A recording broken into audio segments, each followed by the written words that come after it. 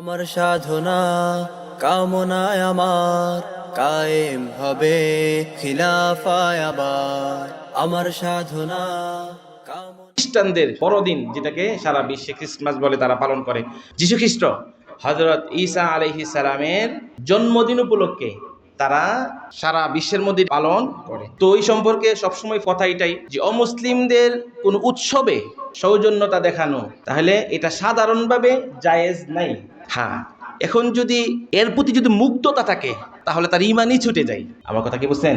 মুগ্ধতা মানে হচ্ছে ইসলাম থেকে কেমন জানি এটা ভালো লাগতেছে আমার কাছে। কোনো মুসলমান যদি মনে করে ইসলাম ধর্ম থেকে অন্য ধর্মটা আমার কাছে একটু ভালো লাগে, একটু ভালো লাগে, সুন্দর লাগে, তাহলে তার ইসলামী কি হয়ে যায়? আমাদের আত্মমর্যাদাশীল হতে হবে। ইসলামই সঠিক ধর্ম, আর পৃথিবীতে সমস্ত ধর্ম কি বাতিল। এটা এই আত্মমর্যাদাশীল হতে হবে। তাদেরকে শুভেচ্ছা জানানো তো দুই রকমের, একটা হচ্ছে তাদেরকে শুভেচ্ছা জানানো, এটা তো হারাম পর্যায়ে পৌঁছে। আর যদি শুভেচ্ছা যদি মুগ্ধতার আলোকে দেখায়, মুগ্ধতা তাদের ধর্মটা শ্রেষ্ঠ, তাহলে ইমানই কি হয়ে যায়? ছুটে যায়।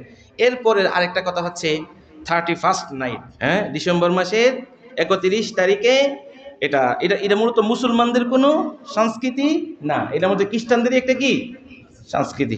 তো এটার আলোকে এটা পালন করা, এটার মধ্যে বিভিন্ন ডিজে গান করা, হ্যাঁ, পটকা ফোটানো, আতশবাজি করা, এটা তো বিজাতীয় সংস্কৃতি। এটার প্রতি যদি কেউ এমনি এমনি করে তাহলে তার হারাম কবিরা গুনাহ হবে।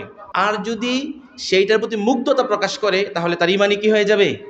ছুটে যাবে। মুসলিম সমাজের মধ্যে বিজাতীয় সংস্কৃতি এইভাবে উদযাপন কেন করা হবে বলেন? মুসলিম যুবকদের আত্মমর্যাদাহীন নাকি তারা? আত্মপরিচয়হীন তারা?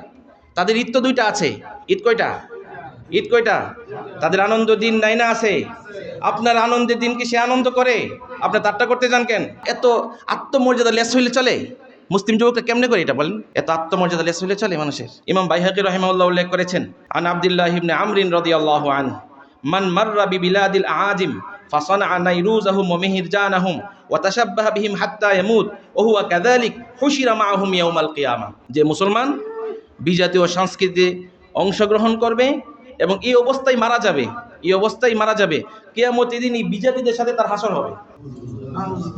কিয়ামতের দিন এই বিজাতিদের সাথে তার কি হবে? হাসর হবে, হাসর হবে। তার আপনি কি হয়ে মরতে চান বলেন? মুসলমান নাকি খ্রিস্টান হয়ে মরতে চান? মুসলমান হয়ে মরতে চাই তো আমরা। এই বিষয়ে খুব শক্ত অবস্থান আমাদের। এবং সৌদি আরবের সবচেয়ে বড় ফিকা বোর্ড, এখানে তারা ফতোয়া প্রকাশ করছে, লা ইয়াজুজু তাহনিয়া বিসসানাতিল হিজরিয়া আল জাদিদা, কোন মুসলমানের জন্য বর্ষবরণ, আপনি বৈশাখ বলেন না, যেটাই বলেন, কোন বর্ষবরণ জায়েজ না। লিয়ান্নাল ইহতিফা বিহা গায়রু মাশরুঈ, কারণ এই উৎসবে যাওয়া কোন মুসলমানের জন্য কখনোই বৈধ হতে পারে